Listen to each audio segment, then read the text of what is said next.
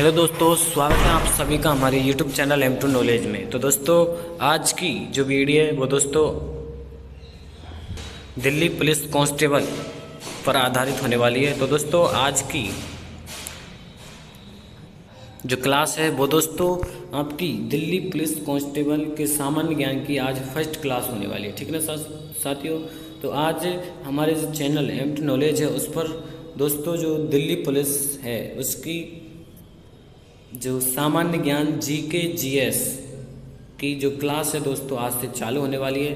तो दोस्तों सही विद्यार्थी जो दिल्ली पुलिस कांस्टेबल की तैयारी कर रहे हैं वो दोस्तों हमारे चैनल से जुड़ जाएं और हमारे चैनल को सब्सक्राइब कर लें। ठीक है ना साथियों। विदाउट वेस्टिंग टाइम शुरू करते हैं वीडियो को। चलिए दोस्तों, तो साथियों आपका पहला क्वेश्चन है, बायोलॉजी शब्द का प्रयोग सर्वप्रथम किसके द्वारा किया गया था। जो बायोलॉजी शब्द है उसका प्रयोग दोस्तों सर्वप्रथम किसके द्वारा किया गया था, बताना है साथियों आपको।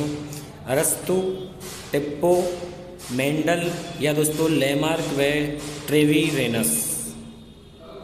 तो साथियों आपका राइट आंसर हो जाएगा लेमार्क व ट्रेविरेनस। ठीक है ना साथियों, ऑप्शन डी आपका बिल्कुल करेक्ट हो जाएगा। लेमार्क व ट्रेविरेनस ने साथियों सन 1802 में सर्वप्रथम बायोलॉजी शब्द का प्रयोग किया था। ठीक है ना साथियों, याद रखना इसको। चलिए बढ़ते हैं दूसरे सवाल की ओर। साथियों आपका दूसरा सवाल है, मनुष्य का वैज्ञानिक नाम क्या है। जी दोस्तों, मनुष्य का वैज्ञानिक नाम क्या है। ऑप्शन होमो सेपियंस फॉसिल्स, ऑप्शन सी होमो हेबिल्स या दोस्तों ऑप्शन डी कोई नहीं। दोस्तों आपको मनुष्य का वैज्ञानिक नाम बताना है, फटाफट उत्तर दीजिए दोस्तों। तो दोस्तों इसका सही उत्तर है ऑप्शन ए होमो सेपियंस। मनुष्य का जो वैज्ञानिक नाम है साथियों होमो सेपियंस, ऑप्शन ए आपका बिल्कुल राइट हो जाएगा। और दोस्तों बात कर लेते हैं कि जो फ्यूचर में जो मनुष्य होंगे उनका वैज्ञानिक नाम क्या होगा। तो दोस्तों उनका जो वैज्ञानिक नाम है वो दोस्तों होने वाला है होमो फ्यूचरिस्ट दोस्तों उसका नाम होने वाला है। ठीक है ना साथियों, याद रखना इसको। चलिए बढ़ते हैं तीसरे सवाल की ओर। तो दोस्तों आपका तीसरा सवाल है, जंतु विज्ञान का पिता किसे कहा जाता है। जंतु विज्ञान का पिता किसे कहा जाता है। ऑप्शन ए अरस्तु, option B Theophrastus, option C Mendel या दोस्तों ऑप्शन डी रॉबर्ट हुक। तो साथियों इसका सही उत्तर हो जाएगा ऑप्शन ए।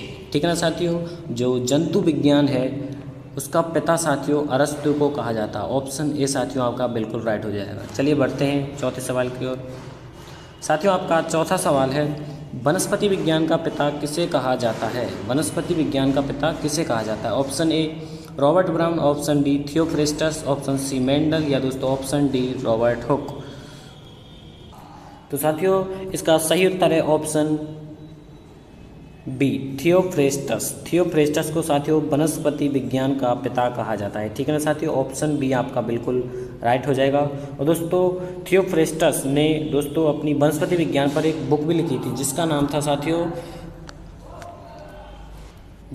साथियों हिस्टोरिया प्लेनेटेरम, जिसकी मीनिंग साथियों आप स्क्रीन पर देख सकते हैं। ठीक है ना साथियों, बढ़ते हैं अपने पांचवें सवाल की ओर।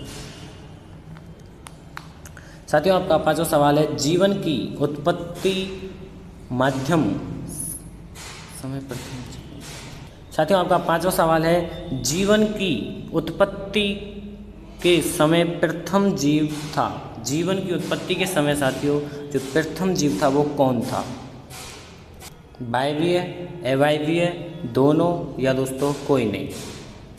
तो साथियों जीवन की उत्पत्ति के समय जो जीव था वो था साथियों ऑप्शन बी अवायवीय जीव था। ठीक है ना साथियों। तो साथियों बात कर लेते हैं कि जो प्रथम जीव था वो अवायवीय क्यों था। क्योंकि साथियों उस समय जब एनवायरनमेंट में जो ऑक्सीजन थी वो साथियों अनुपस्थित थी। ठीक है ना साथियों, चलते हैं अपने छठवें सवाल की ओर। साथियों आपका छठा सवाल है, जीवन की उत्पत्ति सर्वप्रथम कहाँ हुई। जीवन की उत्पत्ति साथियों सर्वप्रथम कहाँ हुई। ठीक है ना साथियों, ऑप्शन ए हवा में, ऑप्शन बी पृथ्वी में, ऑप्शन सी जल में, ऑप्शन डी कहीं नहीं। तो साथियों इसका सही उत्तर हो जाएगा ऑप्शन सी। जो जीवन की उत्पत्ति है साथियों सर्वप्रथम जल में हुई थी। ठीक है ना साथियों, ऑप्शन सी आपका बिल्कुल राइट हो जाएगा। चलिए बढ़ते हैं अपने सातवें सवाल की ओर। साथियों आपका सातवां सवाल है, रसायनवाद का सिद्धांत प्रस्तुत किया। जो रसायनवाद का सिद्धांत है साथियों वो किसने प्रस्तुत किया था, ठीक है ना साथियों।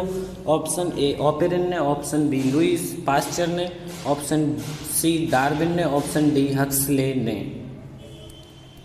तो साथियों इसका सही उत्तर हो जाएगा ऑप्शन ए ऑपेरिन ने। ऑपेरिन ने साथियों रसायनवाद का सिद्धांत सबसे पहले ऑर्गेन इन लाइफ में प्रस्तुत किया था, ठीक है ना साथियों। साथियों आपका आठवां प्रश्न है, रोगों का रोगाणु सिद्धांत यानी कि साथियों जर्म थ्योरी ऑफ डिजीज किसने प्रस्तुत किया, यानी कि साथियों जर्म थ्योरी ऑफ डिजीज किसने प्रस्तुत किया था, ठीक है ना साथियों। ऑप्शन ए हक्सले ने, ऑप्शन बी ऑपेरिन ने, ऑप्शन सी डार्विन ने, ऑप्शन डी रॉबर्ट कोच ने। तो साथियों इसका सही उत्तर हो जाएगा ऑप्शन डी रॉबर्ट कोच ने साथियों रोगों का रोगाणु सिद्धांत यानी कि जर्म थ्योरी ऑफ डिजीज को प्रस्तुत किया था, ठीक है ना साथियों। ऑप्शन डी इसका बिल्कुल राइट हो जाएगा। साथियों आपका नवा प्रश्न है, प्राकृतिक वरण का सिद्धांत प्रस्तुत किया था। प्राकृतिक वरण का सिद्धांत साथियों किसने प्रस्तुत किया था। ऑप्शन ए हक्सले ने, ऑप्शन बी डार्विन ने, ऑप्शन सी ऑपेरिन ने, ऑप्शन डी डिवरिज ने। तो साथियों फटाफट उत्तर दीजिए। तो साथियों जो प्राकृतिक वरण का सिद्धांत है वो साथियों ऑप्शन बी डार्विन ने दिया था, ठीक है ना साथियों। साथियों आपका 10वां प्रश्न है, पेनिसिलिन की खोज किसने की। Option A Fleming, option B Boxman, option C Robert Koch, option D Edward Jenner. तो साथियों इसका सही उत्तर है ऑप्शन ए पेनिसिलिन की खोज फ्लेमिंग ने की थी। और साथियों पेनिसिलिन की खोज फ्लेमिंग ने पेनिसिलियम नोटेटम नामक कवक पर की थी, ठीक है ना साथियों। ठीक है ना साथियों, पेनिसिलिन की खोज फ्लेमिंग ने पेनिसिलियम नोटेटम नामक कवक में की थी। चलिए दोस्तों बढ़ते हैं अपने 11वें सवाल की ओर। तो साथियों आपका 11वां सवाल है, विश्व स्वास्थ्य दिवस कब मनाया जाता है। ऑप्शन ए 7 जुलाई, ऑप्शन बी 11 जुलाई, ऑप्शन सी 7 अप्रैल, ऑप्शन डी 1 मई। तो साथियों जो आपका विश्व स्वास्थ्य दिवस है वो साथियों आपका ऑप्शन सी 7 अप्रैल को मनाया जाता है, ठीक है ना साथियों। ऑप्शन सी आपका बिल्कुल करेक्ट हो जाएगा। साथियों आपका 12वां प्रश्न है, स्मॉल पॉक्स के टीके के खोजकर्ता थे। स्मॉल पॉक्स जिसे दोस्तों हम छोटी माता भी कहते हैं साथियों, उसके जो खोजकर्ता कौन थे। Option A Louis Pasteur, option B Edward Jenner, option C Robert Koch और ऑप्शन डी साथियों फ्लेमिंग। तो दोस्तों जो आपके स्मॉल पॉक्स के टीके के खोजकर्ता थे वो थे साथियों आपके एडवर्ड जेनर ने साथियों स्मॉल पॉक्स के जो टीके हैं उसकी खोज की थी, ठीक है ना साथियों। चलिए दोस्तों बढ़ते हैं अपने 13वें सवाल की ओर। तो साथियों आपका जो 13वां सवाल है वो है, निम्न में से कौन सा पक्षी उड़ नहीं सकता। निम्न में से साथियों कौन सा पक्षी उड़ नहीं सकता, ठीक है ना साथियों। Option A emu, option B stork, option C बतख, ऑप्शन डी साथियों मोर। तो साथियों इसका सही उत्तर हो जाएगा ऑप्शन ए ईमू। ईमू नाम का जो पक्षी है साथियों वो उड़ नहीं सकता। ऑप्शन ए साथियों आपका बिल्कुल करेक्ट हो जाएगा। और दोस्तों इसका कारण है कि क्योंकि उसके जो पंख हैं जो साथियों उसके अवशेषी अंग के रूप में पाए जाते हैं, इस कारण साथियों वह उड़ नहीं सकता, ठीक है ना साथियों। तो दोस्तों आपका 14वां प्रश्न है, निम्न में से किस जंतु में पुनरुद्भवन की क्षमता पाई जाती है। निम्न में से किस जंतु में पुनरुद्भवन की क्षमता पाई जाती है। पुनरुद्भवन साथियों रिप्रोडक्शन को ही साथियों पुनरुद्भवन कहते हैं, ठीक है ना साथियों। तो ऑप्शन ए साइकन में, ऑप्शन बी सीपियों में, ऑप्शन सी घोंघा में, ऑप्शन डी मक्खी में। तो दोस्तों इसका सही उत्तर हो जाएगा ऑप्शन ए साइकन में साथियों पुनरुद्भवन की क्षमता पाई जाती है, क्योंकि साथियों ये पॉरीफेरा संघ के साथियों ये जंतु होते हैं। इस कारण साथियों इनमें अपार क्षमता पाई जाती है, पुनरुद्भवन की अपार क्षमता पाई जाती है। ठीक है ना साथियों, बढ़ते हैं 15वें सवाल की ओर। तो आपका 15वां सवाल है, विश्व कप फुटबॉल 2010 से प्रसिद्ध हुआ ऑक्टोपस पोल किस वर्ग का जंतु है? Option A Annelida, option B Arthropoda, option C Mollusca, option D Echinodermata. तो दोस्तों इसका सही उत्तर हो जाएगा ऑप्शन सी। ऑप्शन सी साथियों इसका बिल्कुल राइट उत्तर हो जाएगा। मोलस्का संघ के साथियों ये